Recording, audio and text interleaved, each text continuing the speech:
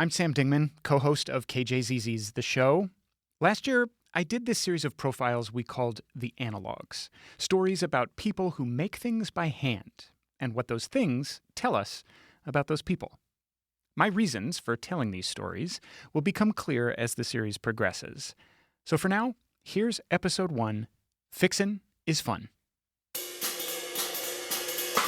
Put a typewriter in with my casket in the grave. I needed an escape.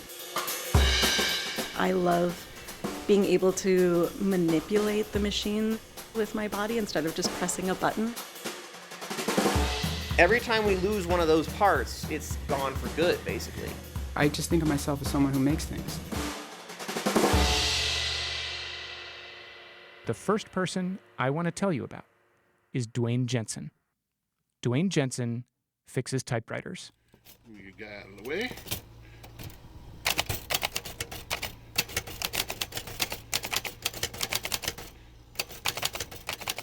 Duane works in his garage, next to his car, which is covered in Rush stickers, the band, not the shock jock. He's got a workbench packed with tools, fine metal prods, calipers, tiny screwdrivers, and a magnifying glass. Behind him, and on shelves that stretch from one end of the room to the other, are typewriters, some of them over 100 years old. There are a handful of electric typewriters, but most of Duane's typewriters are manual. You feed paper into them with a hand-rolled crank, and when you press down on a key, a hinge triggers a metal bar with a letter carved into its tip. The letter thwacks against a ribbon that is pressed against the paper, and where there was once only blank space, now there's the beginning of a word. Maybe it will become a love letter, or a poem, or a novel. Duane finds none of that romantic. I'm just not in that category of writers, where I just want to hold my typewriter against me and go to bed with it or something. But I'll fix your typewriter and make these people very happy, and yeah, so that's fun. Duane started fixing typewriters because he lost his job at a hardware store. It was the early 1980s, and he was a teenager living in his first apartment. My mom died, and my semi-abusive father moved back to the house. We were incompatible, so I left before I was 17. He spent some time living out of his car or with friends from the neighborhood, and eventually he found his own place. Gotten set up in the trailer park at $50 a week. A little trailer, a little trailer for a 6'6" guy. My head hit the top of this trailer. I think I was hunched down the whole time. Yeah. And but it was my place. Felt very great. Everything was fresh and new and on my own, and that was just the beginning of it. Duane had been looking for a new job, but he didn't have a phone in his trailer. So he'd been giving potential employers the number of a payphone across the street outside a laundromat. Every day, he would wake up early, sit by the window, and wait for the payphone to ring. One day, at about 6:30 a.m., it did. So the phone rings and you, just sprint across the street?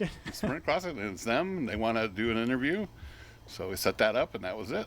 I went there and got the job within a day. The job was at an office supply company called Dick's Supply. Part of the job at Dick's was fixing office supplies, like electric typewriters.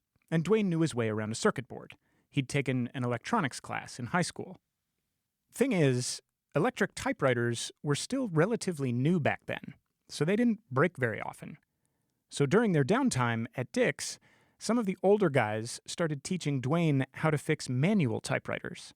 After a few years, Duane switched to a different company with a bit more of a traditional corporate culture, and they sent him to a training school for typewriter fixing lessons. And so that was fun because half the time I knew the machine better than the instructor did. And so, I just felt comfortable fixing this stuff, confident right away. Eventually, typewriters gave way to computers, and the company didn't need guys like Duane to fix them anymore. But Duane wasn't ready to shake that feeling of comfort and confidence. So he opened up his own typewriter repair shop. Sometimes there wasn't much work, but Duane still showed up at the shop every morning and stayed there all day from 8 to 5, even if all he did was look up old typewriter models on the internet and listen to Rush. I just kept it going, idling kind of, and kept the day shop open and worked a night job for 10 years. Wow. So what was the night job? Pizza delivery. After a full shift at the typewriter shop, Duane would deliver pizzas until around midnight. But that wasn't the end of his day. You know, I'd go to the casino till 1 in the morning, come home by 2, in bed, up at 7, back to the shop at 8. Duane's bosses at the pizza shop were impressed with his work ethic. They offered him a job as a manager, but he turned it down. They never raised my minimum wage, even I was there 10 years. Jesus. And at one point I says, you can give me a dime more than the other drivers that you're just hiring. I never make mistakes. I never ruin a food order. I'm much more efficient. That's all you're going to get. A couple times I should have left, but I didn't. Did you find you were putting a lot of the money you got at the pizza place into the typewriter business? Absolutely. Yeah. It was a supplement for that. That's why I started working more hours there and everything. To keep this going? Yep. It was that, yep. Duane says that in the first few years he had his typewriter shop, he probably repaired about 50 manual typewriters. But around 2008, something changed. His phone started ringing off the hook. Parents were calling to say that their daughters wanted typewriters for Christmas. Could they bring in an old one for Duane to fix up? Or did he have any for sale? So I asked him, I said, why are you interested? And she watched this movie called Kittredge. The first theatrical motion picture based on the American Girl books. Dear Dad, here at home things are hopping. The house is chock full of boarders, which keeps us pretty busy. There's the dance instructor. She's using a typewriter. That's why they wanted it. And that's why the little girl wanted it. So then I come to bed a week later, another call, another girl, and her parents call. And the same thing. They saw the same movie, Kittredge. The first winter this happened, Duane sold 10 typewriters in a month, then 20, then 30. And the boom continued. Tom Hanks became a typewriter evangelist. Taylor Swift featured one in a music video. By 2022, Duane was having his biggest year yet. And to this day, business is still brisk. The day I visited his garage, Duane had 300 typewriters on display, many of which were already marked as sold. He estimates he is one of about 30 people in the U.S. who still work on manual typewriters. Working 80 hours a week in the heat. Yeah. Almost killed me. I can imagine. I mean, we're sitting out here. It's like 100 degrees in here. Already. And I know you're hooked up to an oxygen machine here. Yeah. Does that make it difficult? No, well, yeah, mobility, and I have COPD, so I have trouble breathing. That came about 7 years ago. So this business was part of the factor I have COPD, because I had a shop 20 years ago without ventilation and a lack of thinner fumes, deteriorated my lungs. I did chemical burns.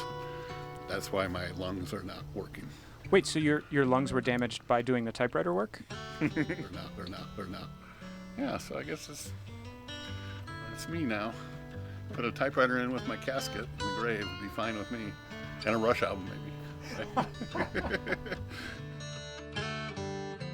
The Analogs is a production of The Show on KJZZ 91.5 in Phoenix, Arizona.